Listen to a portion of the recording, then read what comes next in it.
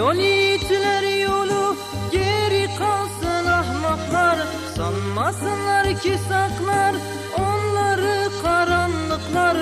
Öyle bir gün doğdu ki Suruç ufuklarında Molla Şükrü Muhyiddin meydan okur korkaklara. Molla Şükrü Muhyiddin meydan okur korkaklara. Öyle bir gün doğdu ki Suruç ufuklarında Molla Şükrü Muhyiddin meydan okur korkaklara.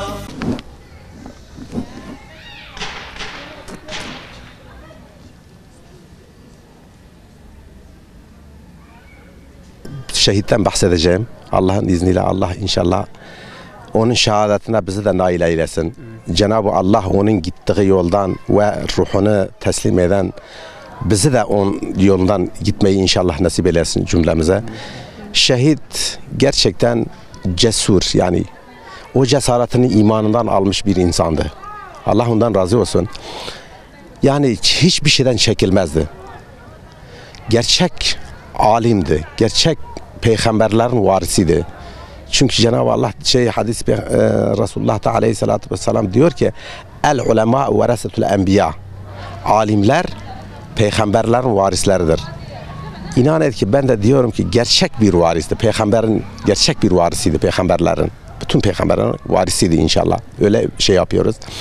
Yani o kadar tehditlere karşı, o kadar zalimlerin tehditlerine karşı kesinlikle ve kesinlikle boynunu eğmeyen ve onlara itaat etmeyen ve onların sözlerini kabul etmeyen bir şahsiyet vardı. Elhamdülillah. Ve gece gündüz de onun derdi, onun sıkıntısı, onun şeyi hep diyordu ki İslam gelsin, Allah'ın hükmüyle hükmedelim, Allah'ın şeriatı yeryüzüne hakim olsun.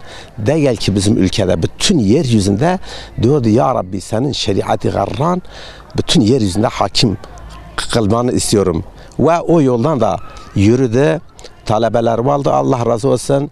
Bütün nerede bir çocuk bulduğu zaman hemen onu okşar ve başını şey yapardı. Ondan sonra da ona nasihatte bulunurdu. Büyükleri, gençleri, çocukları nerede birisini bulduğu zaman hemen Allah'ın kelamını ve Hazreti Resulullah'ın hadislerinden genlerine bahsederdi ve İslam yoluna onları çekmeye çalışırdı. Allah ondan razı olsun.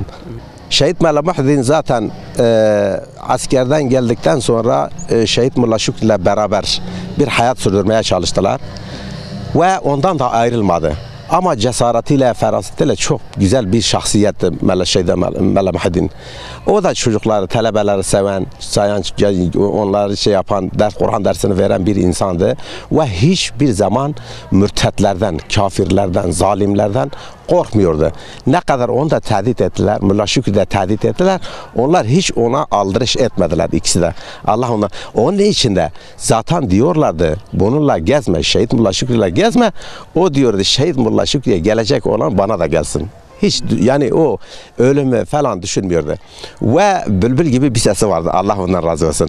Ezan-ı Muhammedi'yi okuduğu zaman belki çoğu zaman mesela evde kılacak, yani evde namazı kılacak insanlar vardı. Diyordu onun sesiyle biz camiye hemen koşardık.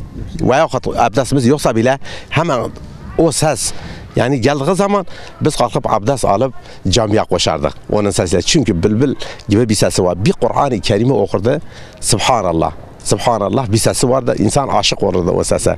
O da yani elhamdülillah ferasetli, cesaretli. Ondan sonra yani imanlı. Yani zalimlerin tehditlerinden korkmayan ve aldırış etmeyen bir şahsiyeti Molla Muhyiddin'de. Zaten ikisi de beraber ondan dolayı da ikisi birlikte şehit ettiler. Bir anısını hemen söyleyeyim. Ben daha gençken askerden yeni gelmiştim.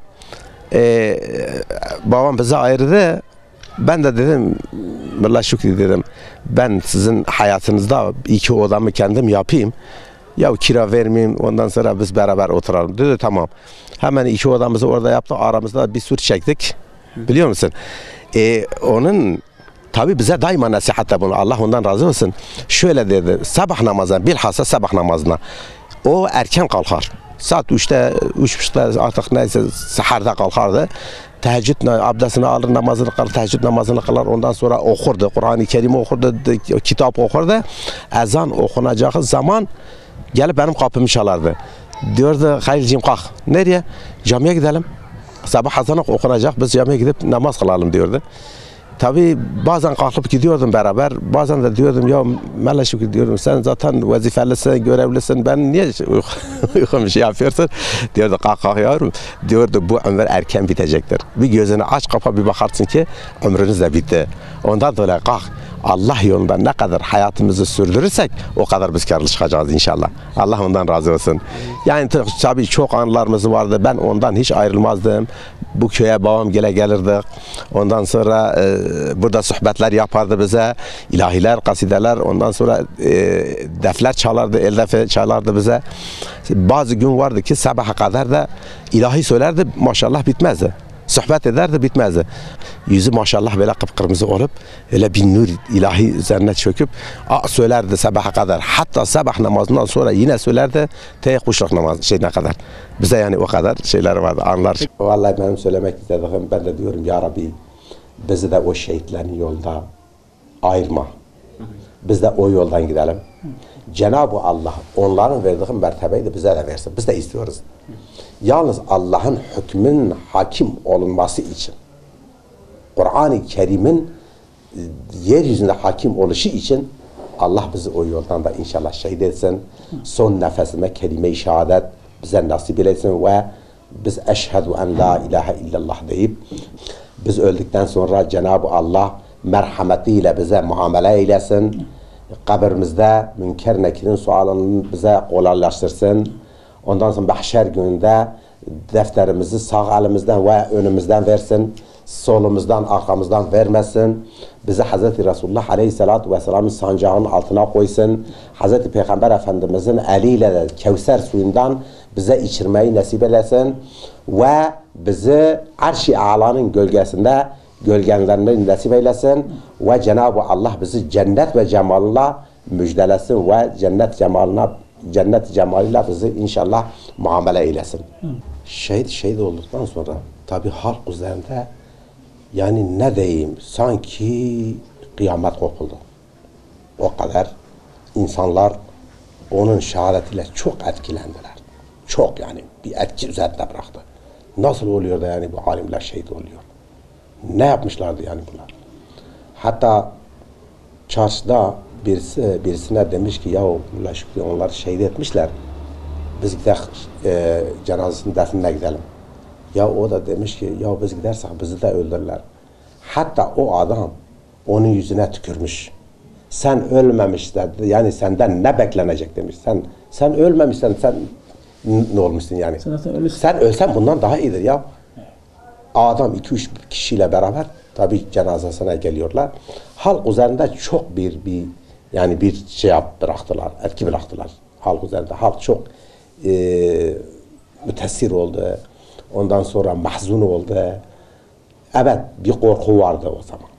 İnsanların üzerinde, Sırış halkı üzerinde bir korku vardı. O korkuyla beraber de yine hem cenazesine hem de taziyesine katılım elhamdülillah çoktu. Hatta bizi de tehdit ediyorlardı. İşte bu taziyelerinizi dağıtın, şudur budur. Biliyor musun? Rahat yani bırakmıyorlardı bizi. Evet. Tabi ben de dedim vallahi benim canım Laşık'ın canından daha iyi değildir. O bir alimdi, hafız Kur'an'dı, ondan sonra Allah'ın bir dostuydu. Ben neyim? Onu şehit ettikten sonra ben de ne yaparlarsa yapsınlar. Taziyemizi devam ettik. Allah Müslümanlardan razı olsun. Ama tehdit savuruyorlardı. Kimlerin tarafından?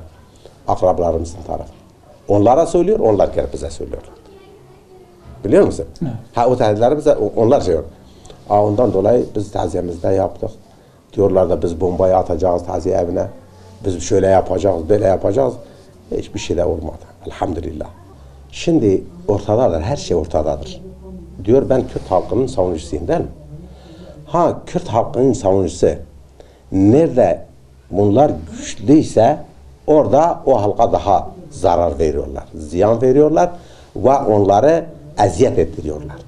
Bunların hepsi zaten yalan oldukları ortadadır. Bunlar mesela Kürt halkının eğer savunucu size diyor biz Kürt halkı için çalışıyoruz, çabalıyoruz. Biz gördük. Nerede bunlar daha ileri geldikçe o yöreye daha zulüm yaptılar. O halka daha zulüm yaptılar. Onlar namusuna el atmışlar, onların mallarına el atmışlar, onları talan ediyorlar. Ondan sonra onların çocuklarını, kızlarını, çocuklarını kaçırıyor, dağa götürüyorlar, daha zarar ziyan veriyorlar. Gördük biz. Alimleri şehit ediyorlardı. Biz bunlar bölgenin hepsinde ne kadar alim şehit ettiler. Bu alimler ne yapmıştı? Bu alimler insanları şeytanın yolundan Allah'ın yoluna çevirdikleri için bu alimleri şehit ettiler. Tek suçları buydu. Başka bir şey yoktu. Ve bunlar da yalan söylüyorlar. Bunlar kesinlikle ve kesinlikle Kürt savunucuları değildir. Kürt savunucuları ancak Müslümanlardır, alimlerdir, Allah'tan korkan. Birbirini çok seven iki can arkadaş Molla Şükrü Yavuz ve Molla Muhyiddin Demir 23 Eylül 1993 tarihinde bir yatsı namazı sonrası Peykerler tarafından şehit edildi.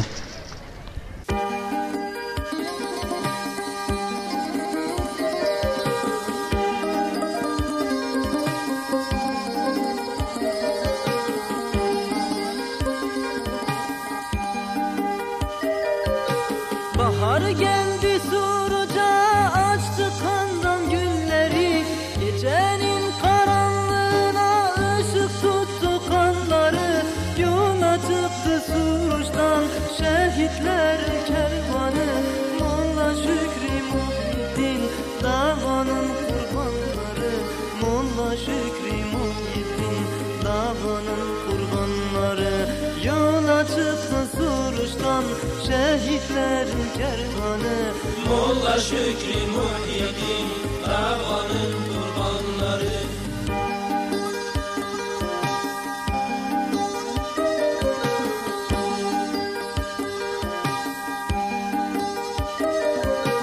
İki yaprak döküldü, iki damla kan düştü. Kurumuş yapraklara bahar geldi, can düştü. Gecenin karanlığını yırttı kurşun sesleri. Molla Şükrü Muhyiddin bir yana cihan düştü. Molla Şükrü Muhyiddin bir yana cihan düştü. Gecenin karanlığını yırttı kurşun sesleri. Molla Şükrü Muhyiddin bir yana cihan düştü.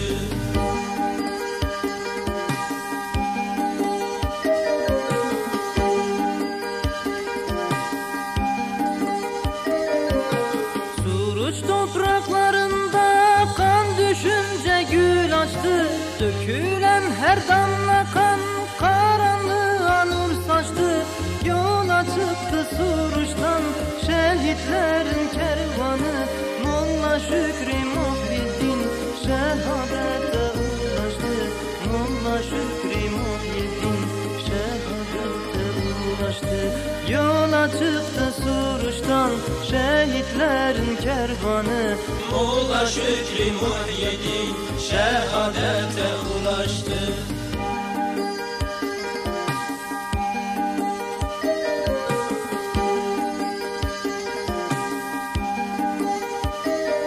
Bu yol yiğitler yolu, geri kalsın ahmaklar.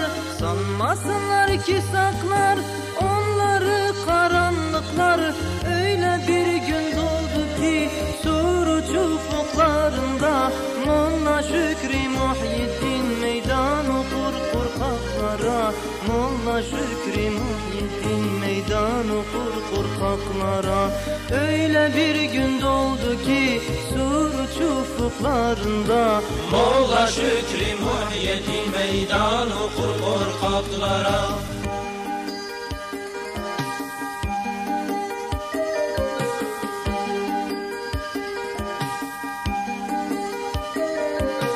Bu kanlı katilleri kanlarımız boğacak. Hizbullahi dünyadan zalimleri kovacak. Mazlum uyandı Suruç'ta, eman yoktur zalime. Molla Şükrü Muhyiddin kanınız alınacak. Şükrü Muhyiddin kanınız alınacak. Mazlum uyandı suruçta, eman yoktur zalime. Molla Şükrü Muhyiddin kanınız alınacak.